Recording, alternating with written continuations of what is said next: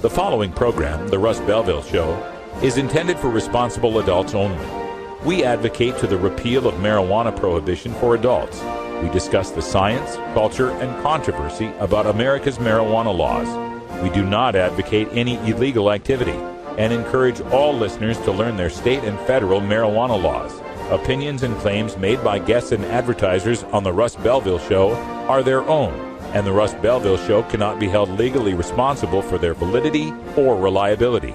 Viewer discretion is advised. You take a seed, you plant it, you grow it, you dry it, you roll it, you smoke it. You take a seed, you plant it, you grow it, you dry it, you roll it, you smoke it, and it goes down smooth. Hey! Spanning the continent to bring you the truth about cannabis and marijuana law reform. I smoke pot and I like it a lot. From the promise of legalization And I think that we think it decriminalize our marijuana to the agony of prohibition. One major responsibility is to encourage people to use less drugs. The Russ Belville Show, the voice of the marijuana nation.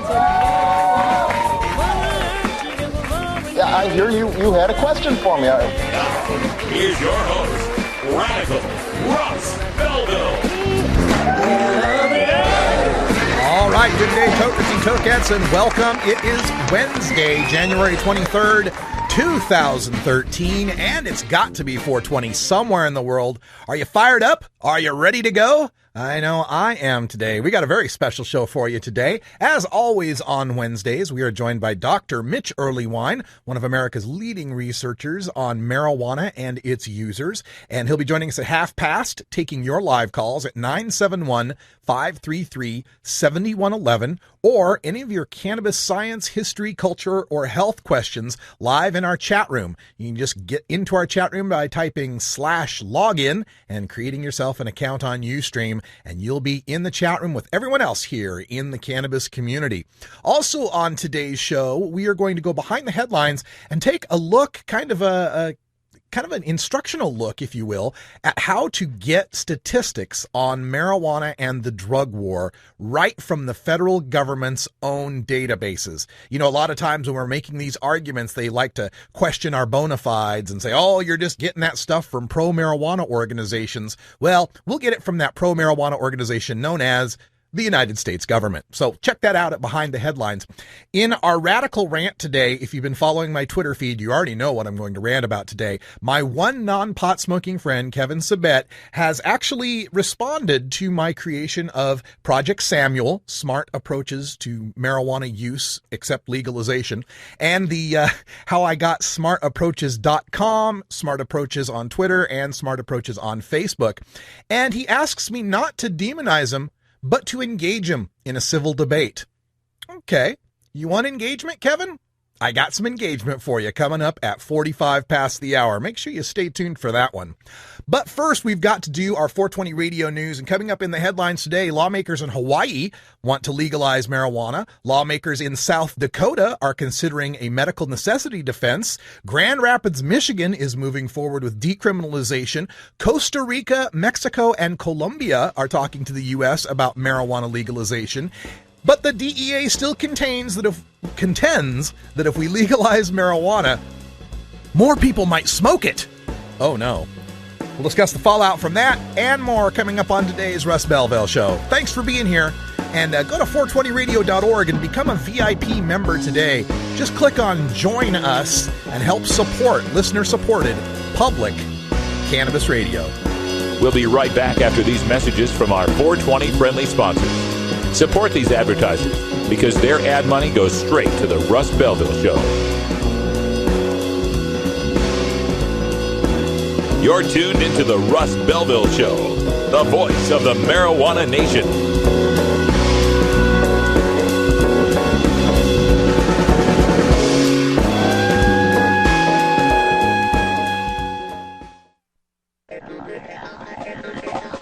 California is the center of marijuana consciousness. That's why High Times Magazine is returning to the Golden State for our second High Times Medical Cannabis Cup in Los Angeles. That's right. Come to LA Center Studios on February 16th and 17th for this high-flying event. Meet the medical cannabis industry, visit our extra special medicating area, and sample the best cannabis products of Southern California. There'll be cultivation seminars and presentations about getting pot legalized, not just in California, but everywhere. Be there on Saturday evening when we host a Rock'em Sock'em concert with surprise musical guests. And don't forget Sunday night and the High Times Medical Cannabis Cup Awards when we honor the best sativa, best indica, best hybrid, best concentrate, and best edibles of the LA medical cannabis scene. Plus, we present the High Times Lifetime Achievement Award to marijuana superstar Tommy Chong. Come to the City of the Angels on February 16th and 17th for a High Times cannabis celebration. Go to medcancup.com for details. Live the high life. Be proud of who you are. Be part of the growing cannabis community.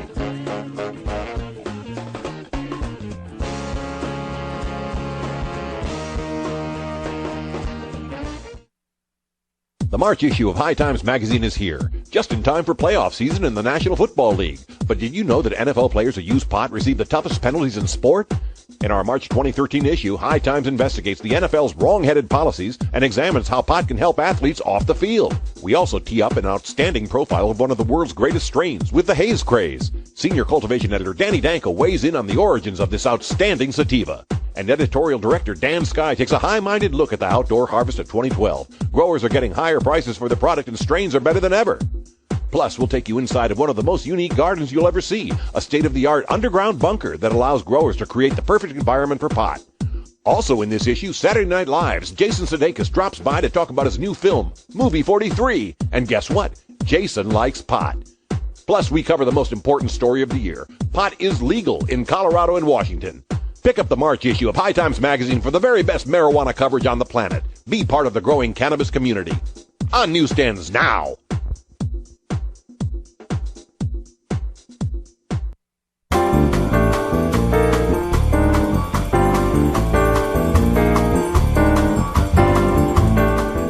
Now it's time for your 420 radio news for Wednesday, January 23rd, 2013. I'm Russ Belville.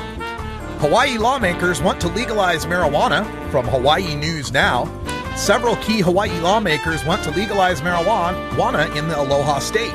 House Speaker Joseph Souki and House Majority Leader Scott Saiki, both Democrats, introduced a bill to legalize the possession of up to an ounce of marijuana by people aged 21 or older.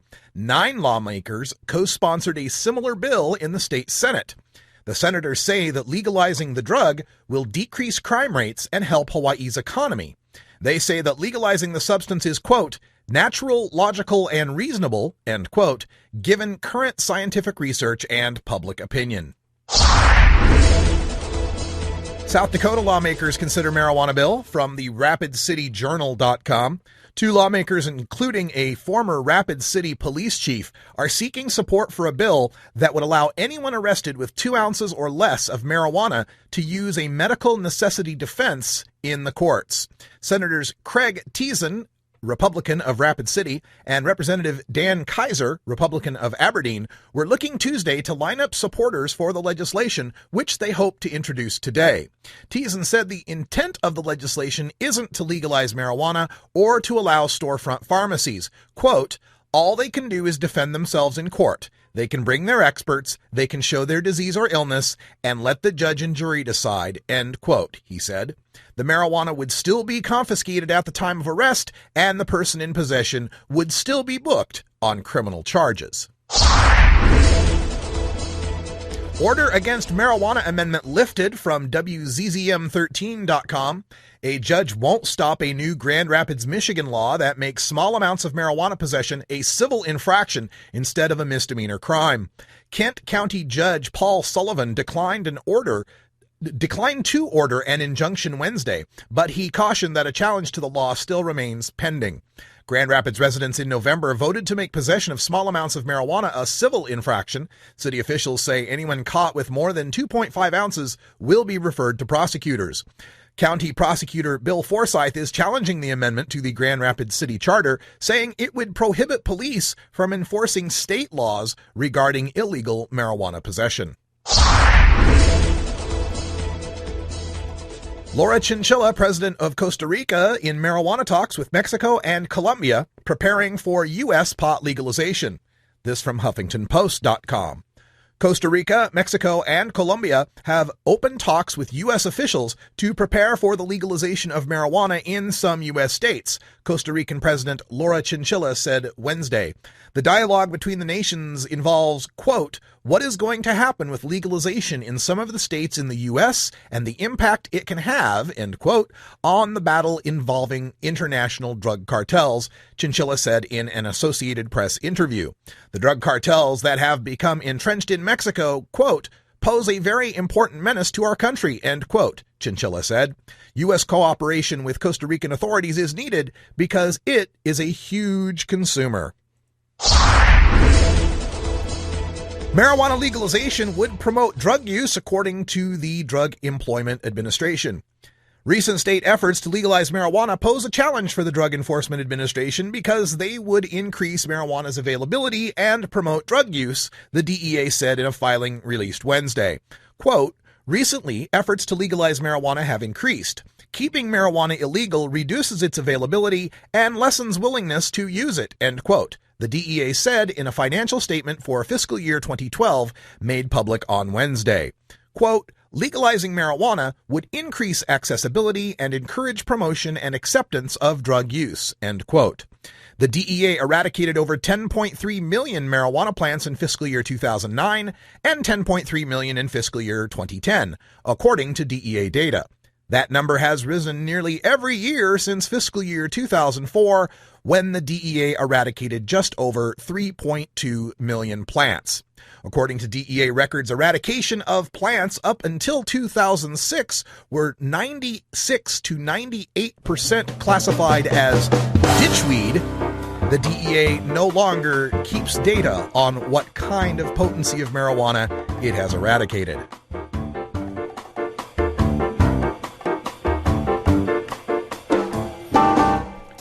That's your 420 Radio News for Wednesday, January 23rd, 2013. I'm Russ Belville. When we come back, we're going behind the headlines and taking a look at extracting marijuana data from government health databases. You're listening to The Russ Belville Show on 420radio.org.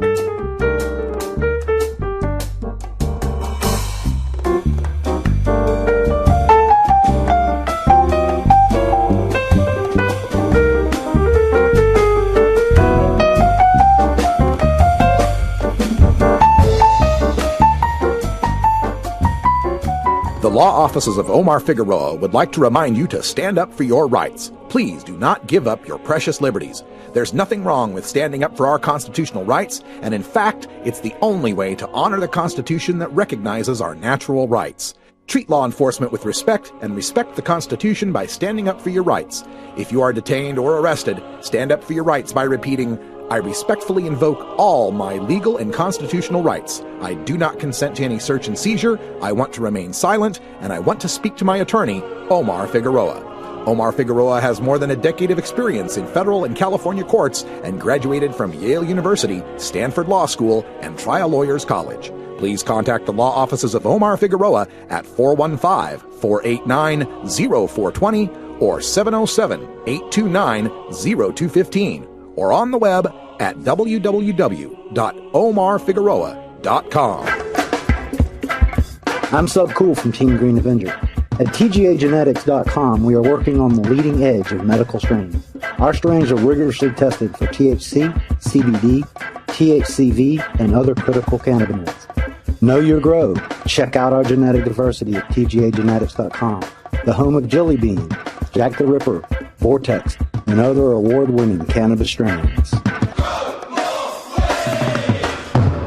Welcome back, everybody. 14 after the hour. Time for us to go behind the headlines. And today, as I was involved in my little Twitter war with Kevin Sabet and doing some of the research for Project Samuel, I encounter all sorts of mythology from the people who oppose legalizing marijuana like alcohol.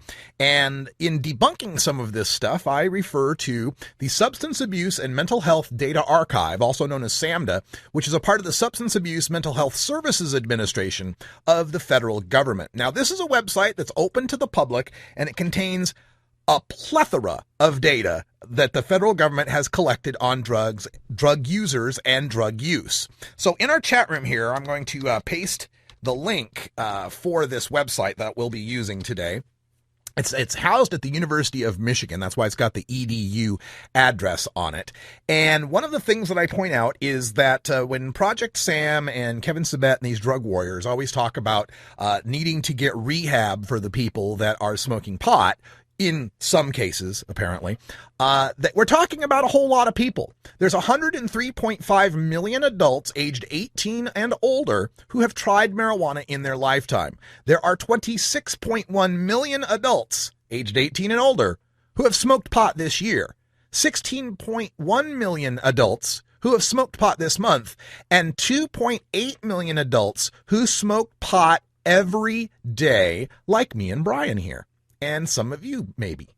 And all of this is verifiable through the federal government's own databases. So I wanted to take a moment here and give you a look at the federal government's SAMHSA database. Let me get the web screen here. And for those listening on the show, I'll describe in great detail what's going on here. But once we log on to the Substance Abuse Mental Health Data Archive page, we get the SAMHSA or the SAMHSA website here. And I'll zoom in a little bit so you can read a little better. But it has a series of items that you can select from the list here. The Drug Abuse Warning Network, or DAWN. That's when hospitals report in how many people came in with drug overdoses and so forth. Health behavior in school-aged children. Survey of treatment, substance abuse treatment. But the one we're looking for is this one called the National Survey on Drug Use and Health, NSDUH. When you open up the drop-down for the National Survey on Drug Use and Health, you will find surveys going all the way back to 1979 on people's use of drugs from age 12 on up. And up at the top, they've just added 3 new sets of data, the NSDUH 2-year, 4-year, and 8-year comparison sets from 2002 to 2011. So we can actually track the difference, whether drug use has gone up or gone down using those sets. But we're going to start with the National Survey on Drug Use and Health from 2011. When you make that selection, it's going to ask you to set up some credentials. It's got a term of use page and so forth. You agree to the terms of use, and you are then put to the place where you can set up your data tables. Now, the way this works is on the left-hand side of the screen, you're going to see a set of books. And each one of these books is a category of different items that you might want to look up. For example, let's look up core substance use. When you click the little plus for core substance use, you can see all these different substances: tobacco, alcohol, marijuana, cocaine, and so forth. If we open up marijuana, we can see whether or not MJ ever. Have you ever used marijuana or hashish? So if we take MJ ever, and click it, it will appear up in the selected area, and then you can copy that to the row of your table. And you only need to have at least just one item. And in this case, we're just going to go with MJ ever. Have you ever smoked pot? And there's all sorts of other options, but don't worry about them right now. You can just go right to the bottom and choose Run the Table, and you will get your answer. And the answer here shows you, for MJ ever, 107.9 million people. And there's a decimal there because these are all estimates. They're based on statistical modeling. But you can estimate that there's 107.9 million people who have used marijuana in their lifetime. And that represents 42% of the people. But there's a little bit of a problem with this data, in my opinion, and that is, this is all people aged 12 and over. I just want to know how many adults are using marijuana. Now, when you look through all of these variables, there's all sorts of other variables you can find. For example, the demographics. And in those, we can find things like age, and they will have different categories of age. When I pick this age variable, I'm going to put that into the column section. So this way I'm going to get a table with have you ever smoked pot versus how old you are, age 2. If I go down and then run that table, I am now going to have, along the top, responded as 12, 13, 14, 15, 16, 18, 20, and so forth. And along the side, yes or no, have we ever used pot? Let's flip those around so we get more of a column set up here. We'll just put age 2 up here in the row section, and we'll put MJ ever down here in the column section. Just flip them around. And now that's a lot easier to read. So, people 12 years old, 0.1% of people 12 years old have ever smoked pot. 0.2% of people 13, 0.4% of people 14, 0.8% of 15-year-olds, 1.2% of 16-year-olds, 1.4% of 17-year-olds. So it never gets above 1.5% of the people under the age of 18 ever using marijuana. If you'd like to learn more about this kind of stuff, I'm going to be doing these kind of master classes for our VIPs, and they'll be available for on-demand download, so check them out. Have you ever met that funny reefer man? A reefer man. Have you ever met that funny reefer man? A reefer man. If he said he swam to China, he would sell you South Carolina. Then you know you're talking to that reefer man.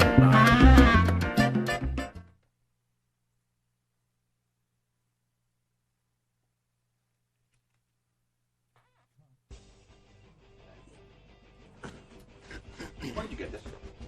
What? Where did this come from? It's not mine, Your Dad. mother found this in your closet. Where did it come from? It's not mine, Dad. Who taught you how to do this? You, all right? I learned it from watching you. Oh, no. Don't put this on me. This is crap. What are you smoking this for? This is dirt. I'm sorry. No, listen. You see this? This is AK-47. Afghan Kush. From Afghanistan. Smell it. Damn. Yeah, look at the trichomes in there. Stop smoking crap. Marijuana may grow in the ground, but I assure you the money does not.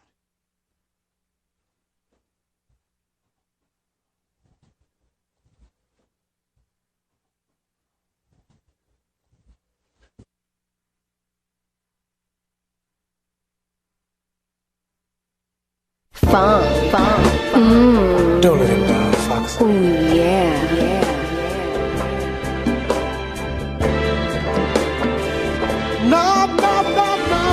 Oh, that's right.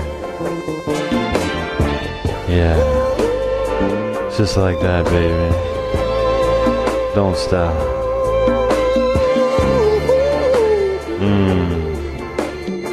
I like it. You like it, baby? Yeah.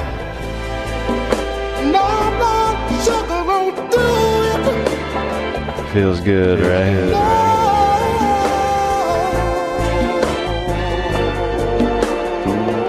Big Daddy thinks. Funky roller. Don't let him down.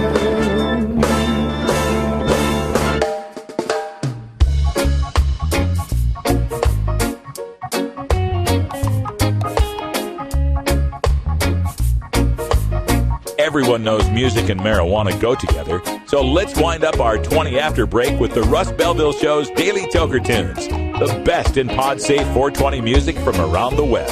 Today is Irie Wednesday, featuring reggae, ska, and other world music genres.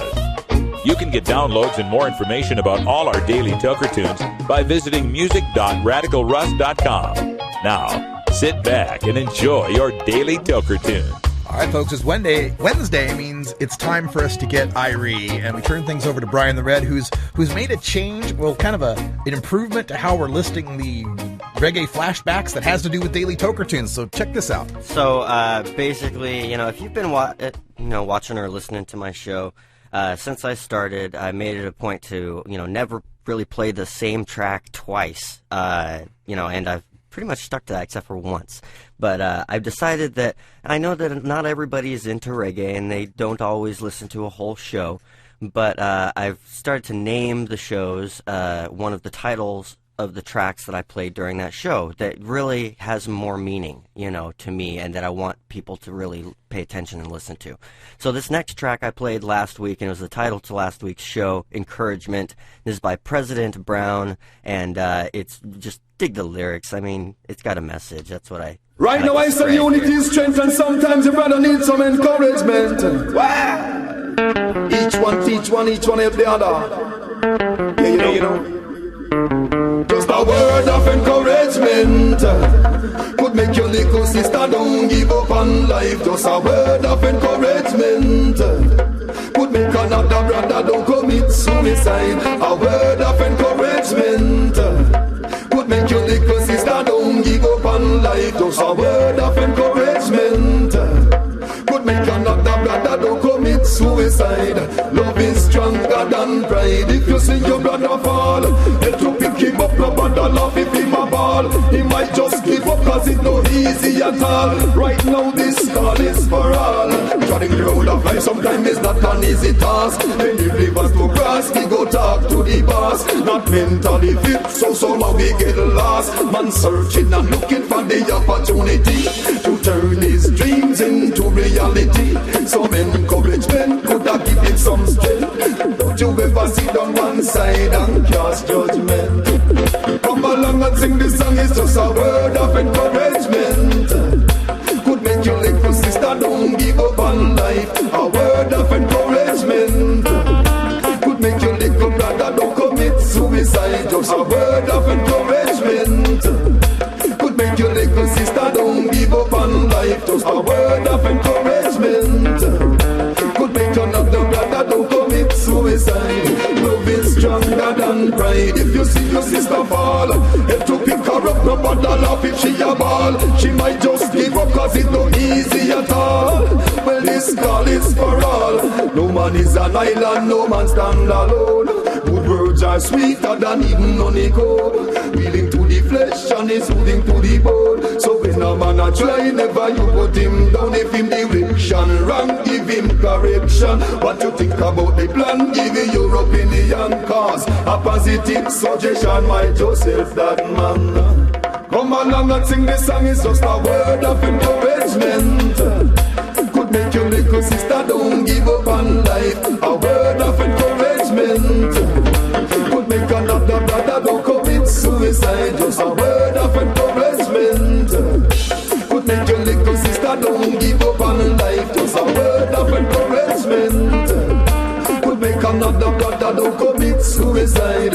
Love is stronger than pride. If you see your brother fall, help to pick him up, no bother laugh if him a ball. He might just give up cause it's not easy at all. Well then this call is for all. Treading the road of life sometimes is not an easy task. Many rivers to cross, we go talk to the boss. Not mentally fit, so somehow we get lost. Man searching and looking for the opportunity to turn his dreams into reality. Some encouragement could have give him some strength. So don't you ever sit on one side and cast judgment. Come along and sing this song, it's just a word of encouragement. Could make your little sister don't give up on life. A word of encouragement. Could make another brother don't commit suicide. A word of encouragement. Could make your little sister don't give up on life. Just a word of encouragement. Could make another brother don't commit suicide. Love is stronger than pride. If you see your brother fall.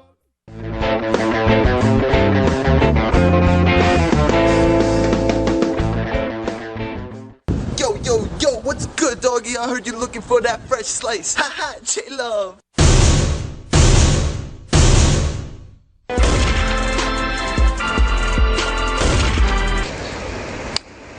Nah. What's this paper trail you handed me? Ain't you heard? J-Love is all paperless now. Credit or debit, fool. J-Love!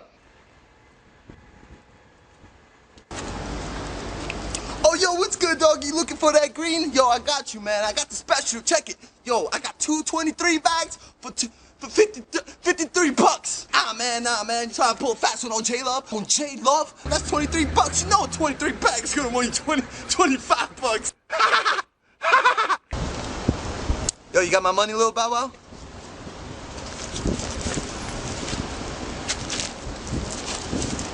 Yo, hold up. You didn't get my text about my price change? Man, 23 bags on you, 25.35, man. Fuck you looking at? I ain't got no change. J-Lo. What up, Scooby? You looking for that sick perp? Check out my pinky ring. Yo, I'll give you a dub for $31. $24.87. A's gonna run you about $123.34. $12.34. 4, 5, 6, 7. Quarter's gonna run you $542.67. 2, 3, 4, and 7. $22.45. Dime's gonna cost 1, 2, 3, duck. Jay. $11.33. Love. 99. Ha. J-Love. to Jay. Alright. J-Love. Sup, Snoopy, where's Woodstock? J-Love. Yo, let me get some of that finest, you know what I'm saying? I know you ain't running from that shit. Yo, we about to smoke up blood. J-Love.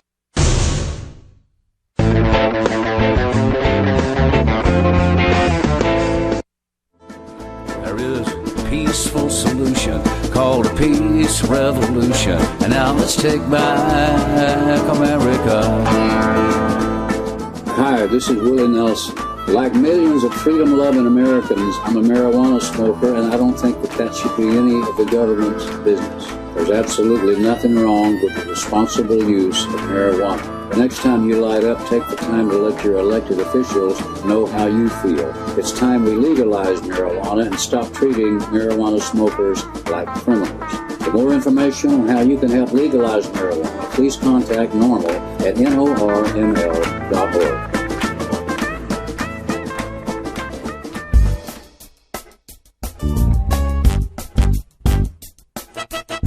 It's time for the Russ Belville Show's Cannabis Q&A with Dr. Mitch Earlywine.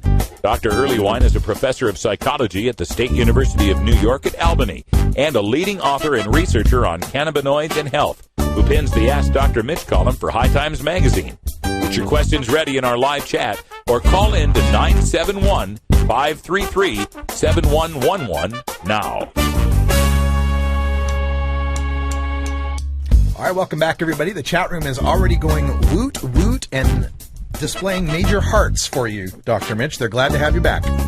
Hey, glad to hear it. My 8-year-old is searching the SAMHSA website, so thanks very much. Oh, you're welcome, man. Yeah, it's amazing what data that you can get out of there. I mean, I can tell you how many people claim to have smoked weed 80 times last year between the ages of 26 and 28 that are females that are unemployed.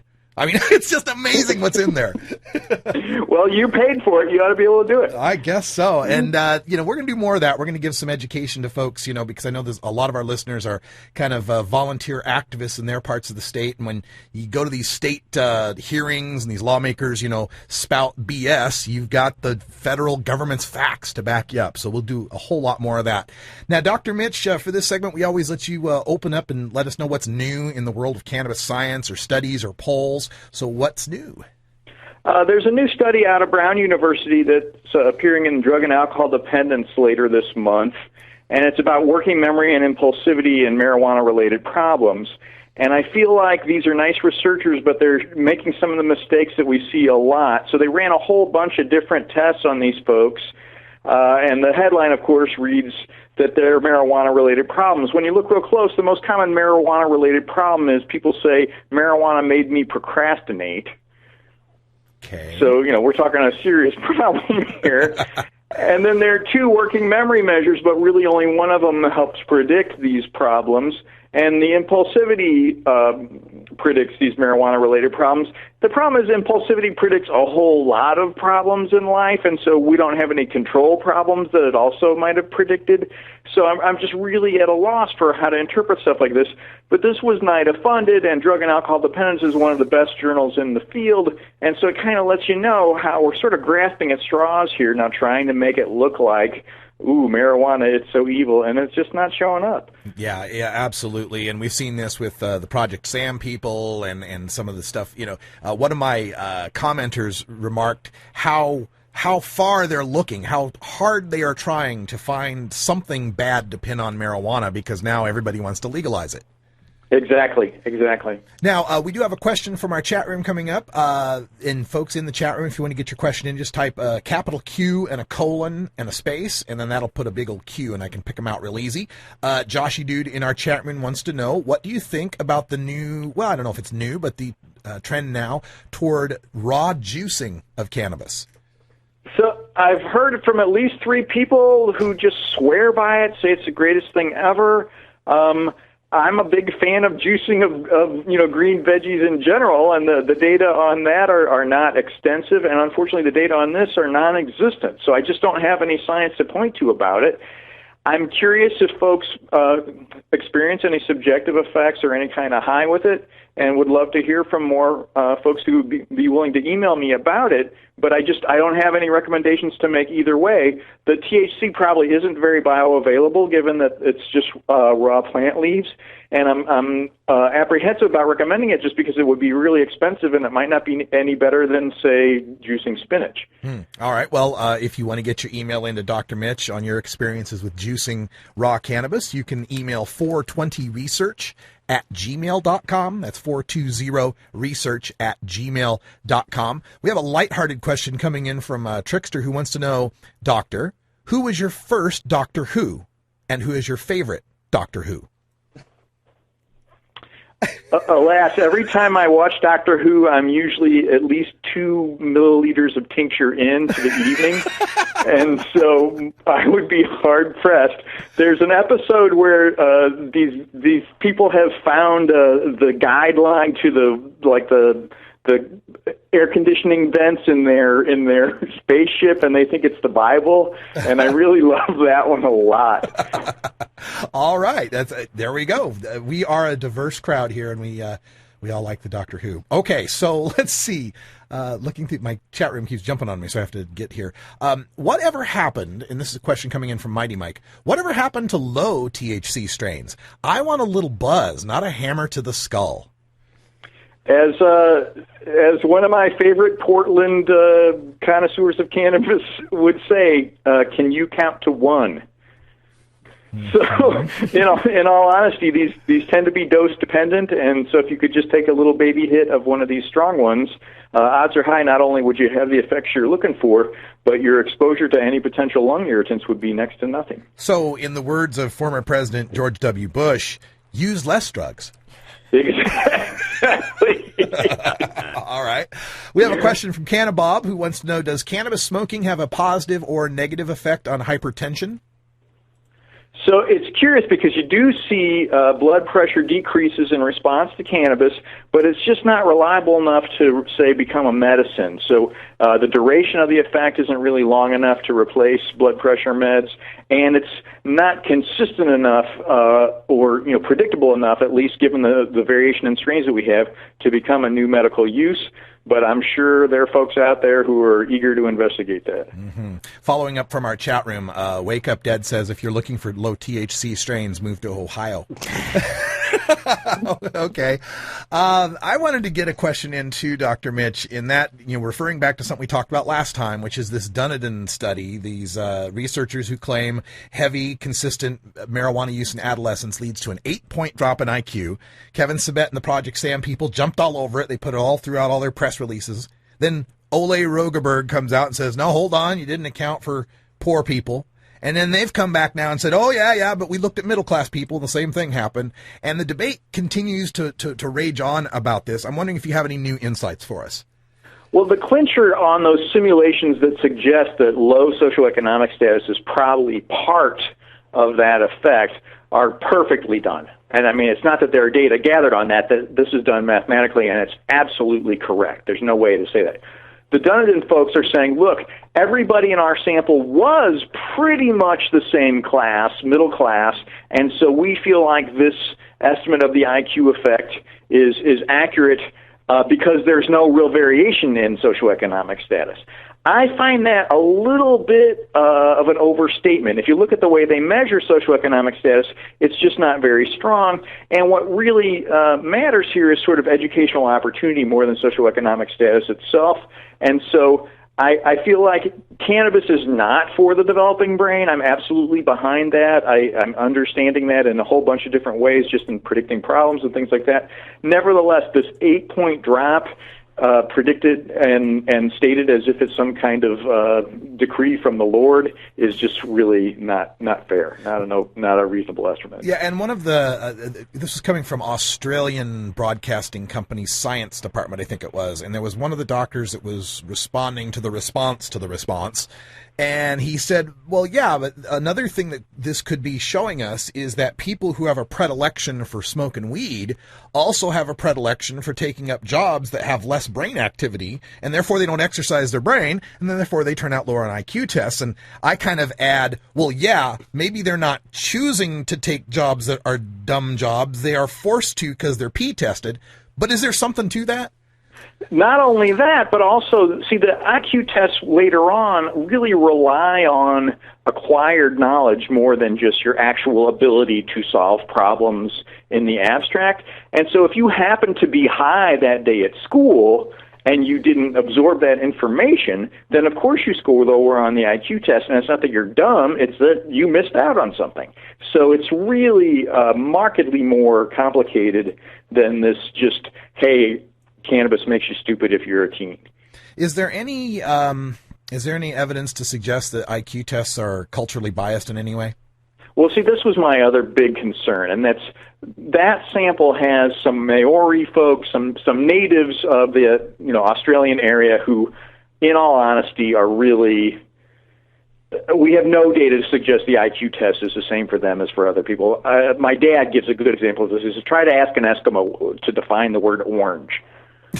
Right? Yeah. It's just not the same test in that crew, and so it's hard to know how to really interpret those results. And the notion of factorial invariance and all these wild statistical things, the bottom line is it's just not measuring the same things, and these folks is kind of biased against them. And a friend of mine who came up with the African American IQ test, and it's got who is Louis Armstrong and what does this mean and what does that mean, all these rap terms and stuff that I can't even remember. And I said, I'd get a 0 on this myself. And in part because culture does contribute to the way these questions are formulated, and because some folks from the Maori culture may have been in the sample, we're clearly not measuring what we think we're measuring. All right, back to our chat room. We've got a question coming in from Uncle Viper. Wants to know about cannabis and tachycardia. So cannabis definitely increases heart rate, and if you are sensitive to something like that, that can be an issue. I'm always saying how cannabis has never caused a lethal death or anything like that. But as we're all getting older and getting more and more sensitive to increases in heart rate, that may be the thing that does it. However, I want to point out that caffeine does the same thing, and so does going up the stairs too fast and stuff like that. So it's not like this is a lethal drug. All right, and we have a question from Fotiki, wants to ask, will hemp protein shake mix produce a positive on a P-test? In theory, at least, the ones that have been approved for sale in the United States do not have a measurable amount of THC. They're less than 0.5% THC, so it should not do that. However, the testing of protein shake proteins is not exactly top priority at the Food and Drug Administration and the USDA and other testers. So it's possible there's going to be some variation on this. I wouldn't want to risk it. Yeah, all right. Well, folks, that's about all the time we've got with Dr. Mitch here. If you didn't get a chance to get your question in or you're just shy, you can always send it in by email at 420research@gmail.com. And Dr. Mitch, just looking forward to the next few events that are coming up. I know they're doing the first Cannabis Cup in Denver for 420. Is that something you might head out toward, or do you have a 420 plan in mind? I've been dropping hints to the missus about this, and it depends on how I do on the previous month on 319 for my daughter's bat mitzvah. Okay. Well, we hope the best for the bat mitzvah, and we will hopefully see you in Denver, Colorado on 420. We'll be there with the High Times crew and everybody. So, Dr. Mitch Earlywine, thanks so much for joining us. We'll see you in High Times Mag in the Ask Dr. Mitch column, and we'll talk to you next week. Thanks a lot. All right, folks, when we come back, a little engagement with Kevin Sabet.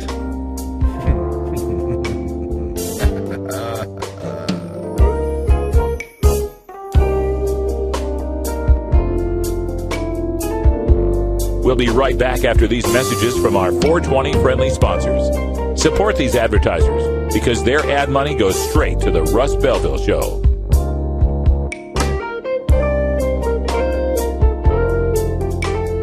You're tuned into the Russ Belville Show, the voice of the marijuana nation.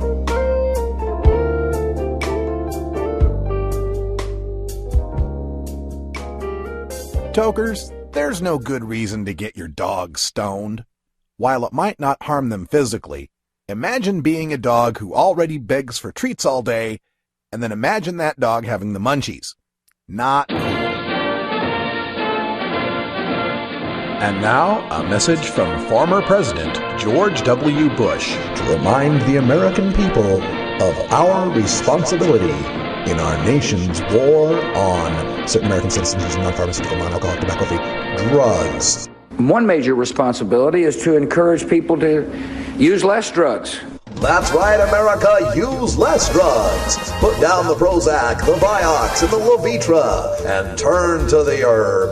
Use less drugs. Our national policy is no longer just say no, it's now just slow down. You get me too high. I overanalyze. If you've ever been too high, then you can sympathize. You get me too high. And I start to fly if I said some silly thing. You want answers? I'm as mad as hell, and I'm not going to take this anymore. You want answers? You have offended my family. I think I'm entitled. You want answers? I want the truth. And you have offended a Shaolin temple. You can't handle the truth. Surely you can't be serious. I am serious. And don't call me Shirley. Radical Rant. Well, I had quite a day today getting up in the morning, and it started on Twitter like it usually does. Usually I get up in the morning and, how do you put it? I have my morning constitutional. And that seems to be sometimes the most appropriate time to check out what's going out in the Twitter sphere.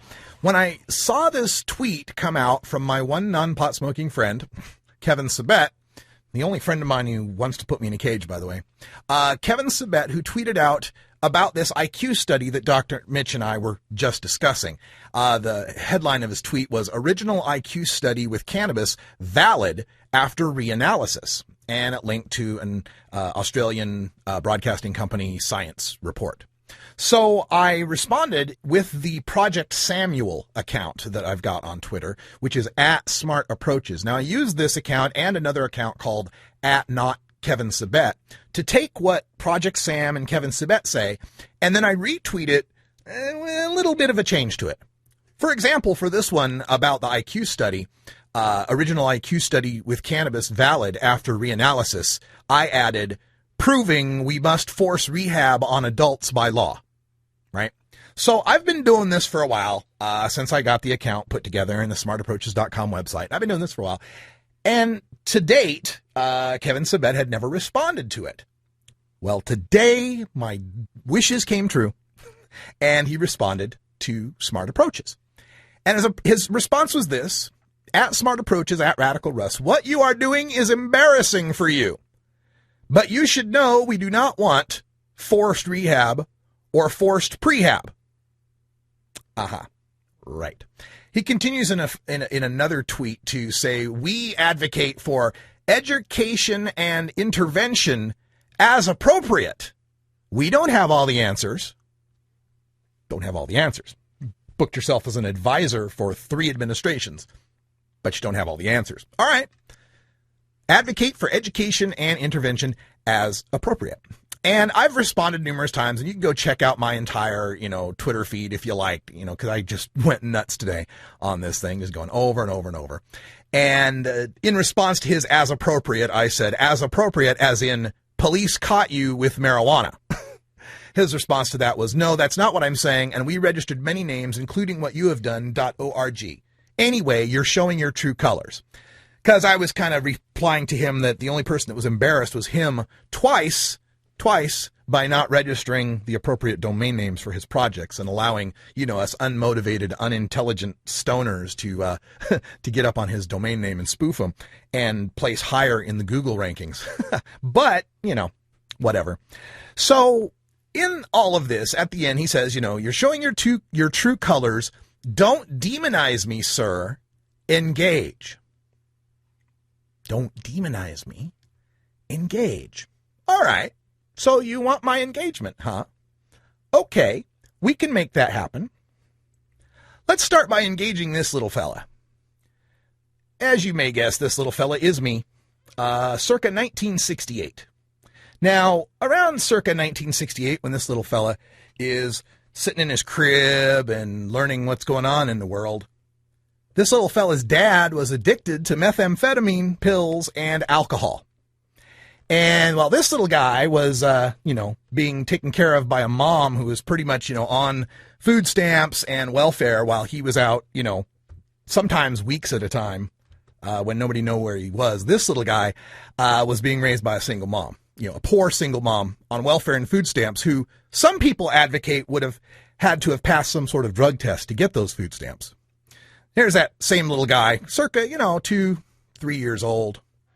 And then we get toward, more first grade and second grade and third grade. And all through these years when this little guy is growing up and is being determined by lots of different tests and people to be wildly intelligent and full of lots of potential. Somebody for whom a little bit of, fatherly guidance could possibly have made a lot of differences. While that's going on, Dad's hopped up on speed and alcohol and wrecking cars with DUIs and passing out drunk in places. It's about fifth grade, that same little boy, the really intelligent little boy who seems to be getting a little sadder as life goes on. And then we get to about seventh grade. Now, about seventh grade is when the father of this little boy was perched on late night after a wild night of drinking and using methamphetamine, was perched himself about 2:33 in the morning on the Snake River Bridge that connects Oregon and Idaho, a bridge that this little boy now, as an adult, when he crosses it, becomes a criminal. That same bridge that he can't help but go over every time he goes to visit his now 71-year-old father. Anyway, this little boy, his father perched himself about 3 in the morning on the edge of the Snake River Bridge, waiting to jump off and kill himself because of his addictions, because of his addiction to alcohol and to methamphetamine. And nobody forced him into a rehab. Nobody ever considered forcing him into a rehab. But while he was on that bridge, he heard a voice to tell him that he believes is a divine inspiration, tell him to go get help. So he went and got rehab.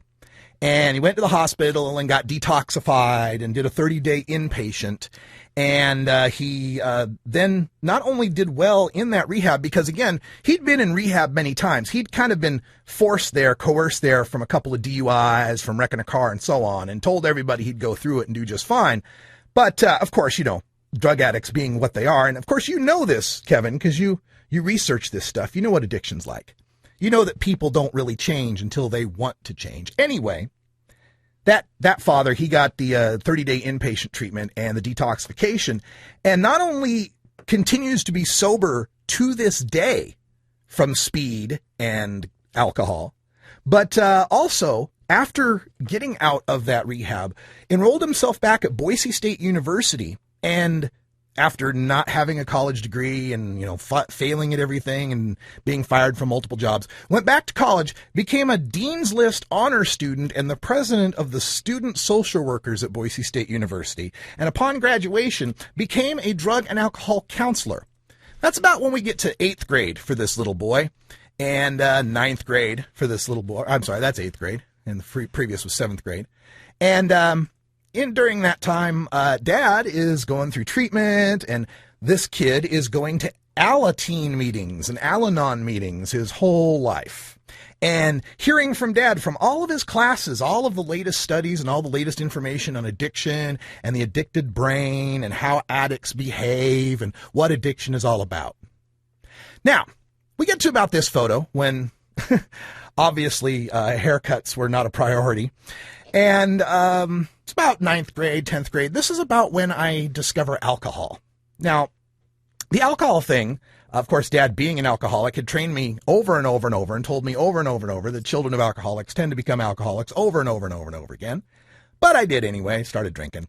And by age 16, about 15 or 16, junior in high school, I'm drinking Bartles and James wine coolers and getting drunk with my friends and puking. And I'm becoming kind of like the champion drinker of all of my friends until I get to my senior year. I enrolled in the National Guard, became a soldier in the National Guard, graduated high school, 3.4 GPA with honors. I was the drum major of my high school marching band. I eventually became a sergeant. Now you don't get much more 80s than that, huh? So I'm graduating high school. My dad is graduating college. And after he graduates college, he goes on to have a career where he works for, I think it was a decade or so, in drug and alcohol rehab counseling at the detox center where he had gotten his drug and alcohol rehab counseling.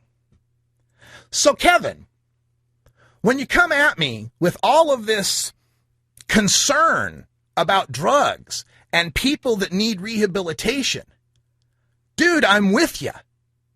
Rehab saved my father's life. I'm with you on that. But I am not with you on treating adult marijuana smokers as if they need rehab merely for the fact that they're adult marijuana smokers. This is where we differ. And I feel strongly that your efforts to keep marijuana illegal and to force otherwise responsible, law-abiding, functional marijuana smoker into a rehab bed is filling a rehab bed that could have been the bed that saved my dad's life. Could have been the time or the place in a meeting that could help a current junkie, tweaker, alcoholic, or cokehead. Marijuana?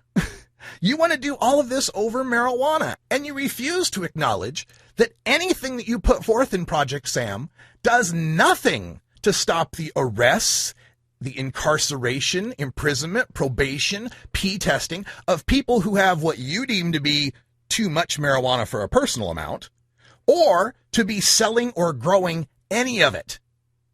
Project Sam does nothing to stop that. It does nothing to end the murderous Mexican cartels, the tax-evading hippies, and the teenagers from controlling the adult marijuana market. It is just lipstick on the pig.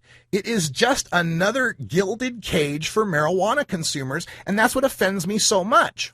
Especially the implication that those of us in marijuana law reform who are seeking legalization somehow want to see kids token up, or somehow don't care about how our society turns out, or have no concern about addiction problems.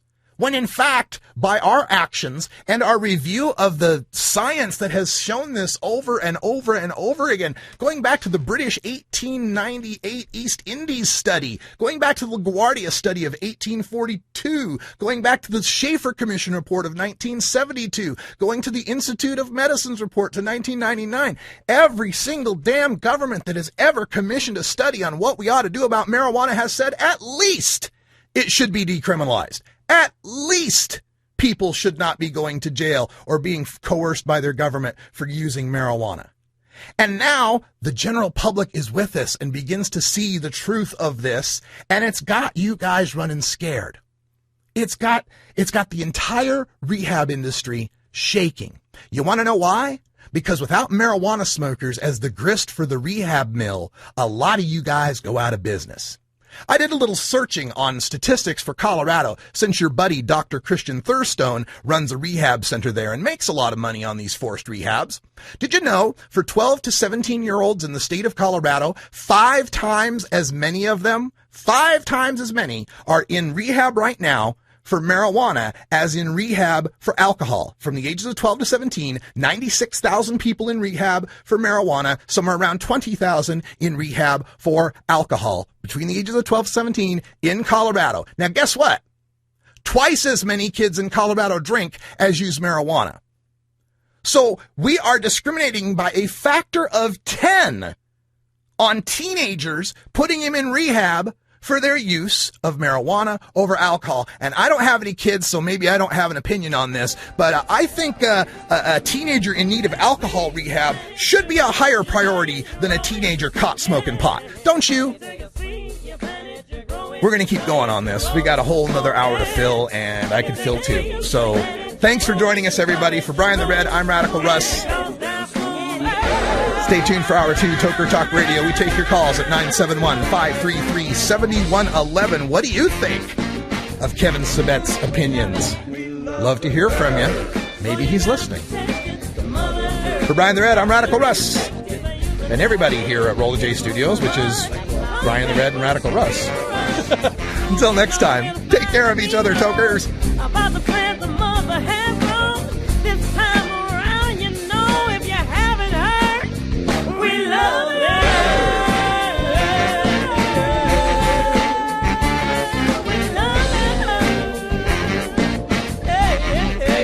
This is the Russ Belville Show. The Russ Belville Show is blogging and podcasting daily at radicalruss.com. You take a seed, you plant it, you grow it, you dry it, you roll it, you smoke it. You take a seed, you plant it, you grow it, you dry it, you roll it, you smoke it.